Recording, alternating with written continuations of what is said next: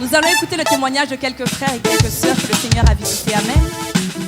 J'invite maman Magassa à s'approcher, maman Philo et maman Mamie. Est-ce qu'on peut acclamer pour les encourager, s'il vous plaît?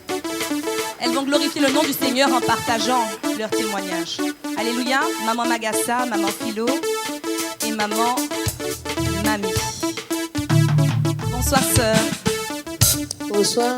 Qu'est-ce que le Seigneur a fait dans votre vie? En fait, je voulais dire merci à Dieu. En fait, la semaine dernière, j'avais très mal au dos. Et du coup, vendredi dernier, l'homme de Dieu a donné une parole de connaissance.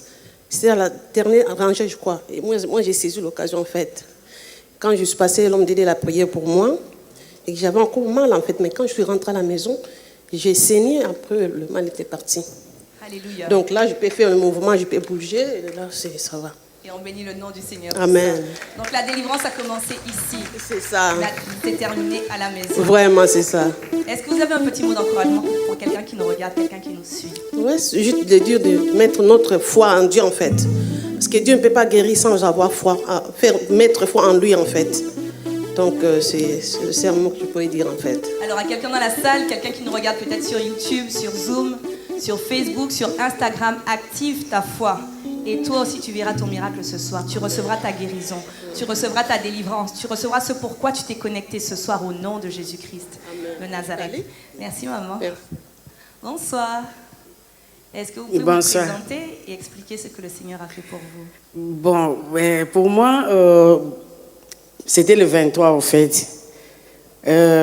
J'étais venue ici pour ma soeur qui était gravement malade, au fait, parce que je parle déjà de la guérison. Malgré ce n'est pas encore arrivé pour ma soeur, mais pour moi, si. Donc, le 23, le pasteur avait donné la parole de connaissance.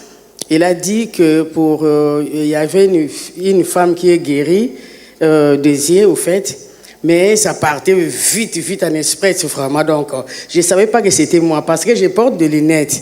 Mais le 23, là, je n'ai pas porté les lunettes quand j'étais venue ici. Je ne savais pas que c'était moi. Quand je suis arrivée à la maison, je vois que je regarde la télé sans lunettes. Je dis, oh, c'est que c'était moi. C'est vrai, je vous dis, regarde là, j'ai l'ordonnance du médecin. Donc, c'était ma première fois, en fait. Il m'a donné l'ordonnance de 11 mois renouvelable. 11 mois pour mettre dans les yeux. Et puis, il m'a donné les lunettes vues de près et loin pour regarder seulement la télé. Donc là, je vois très bien et je ne mets pas les lunettes. Alléluia. Et puis, il a dit aussi pour quelqu'un qui avait le mal au poignet. Moi, il y a ma fille qui avait mal au poignet, ça fait déjà 2 mois. Il m'avait dit que maman, j'ai mal tout le temps, mais je vais aller voir le médecin. Mais dès que j'ai arrivé à la maison, j'ai demandé à ma fille, elle a plus mal. Donc, cela veut dire qu'il y a des témoignages. Allez. Pour ma soeur, je crois que le Dieu de J.P. Makanzo, il va guérir ma soeur là où elle est. Amen. En tout cas, vous, votre foi a déjà... J'ai vraiment la foi. Vraiment, j'ai la foi, quoi. Moi, ce que j'aime dans le témoignage de cette sœur, c'est qu'elle dit qu'elle ne s'est même pas reconnue dans la parole de connaissance qui avait été donnée. Mais le Seigneur l'a localisée par la force et lui a donné son miracle par la force. Voilà. Souvent, vous venez après le culte et vous dites « Oui, moi, je n'ai pas reçu la guérison. Oui, moi, l'homme de Dieu ne m'a pas touché, etc. » Mais vous voyez, elle ne savait pas. C'est en arrivant à la maison qu'elle a constaté que la main du Seigneur c'était pas moi, au fait. J'étais pas venue pour moi, pour ma soeur. Mais moi, je vous dis là, je viendrai encore témoigner pour ma soeur. J'ai la foi. Amen, amen, amen. Merci, ma soeur. Je crois que l'encouragement a déjà été donné. C'est activons la foi. Voilà. C'est dans la même ligne. Voilà. Merci beaucoup. C'est ça que je veux dire aussi aux autres. Et on attend le Il faut croire seulement. Amen. Bonsoir. Est-ce que vous pouvez vous présenter et nous raconter ce que le Seigneur a fait? Moi, c'est Dipa. Et la maman? Oui, c'est la maman. La maman de Dipa. Qu'est-ce que le Seigneur a fait dans ta vie, Dipa? Ça faisait 14 ans que j'étais malade. Rien n'allait dans ma vie. Tu souffrais de quoi? Je faisais des crises. Et le 10 janvier, j'ai accouché d'un mort-né.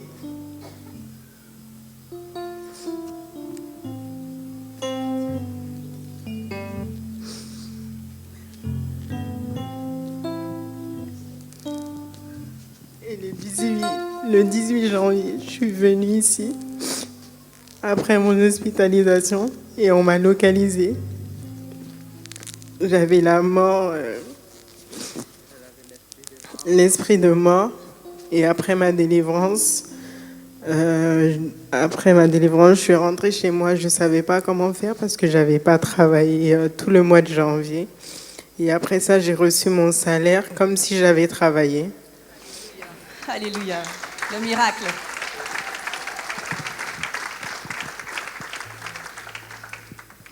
Est-ce que la maman veut ajouter quelque chose? Non, moi je suis très contente. Il faut avoir la foi et puis merci Jésus. Amen. Donc le miracle t'a localisé, non seulement la délivrance, mais le Seigneur a opéré aussi un miracle financier en ta faveur. Gloire à Dieu pour ce témoignage. Est-ce que je peux te faire un petit câlin?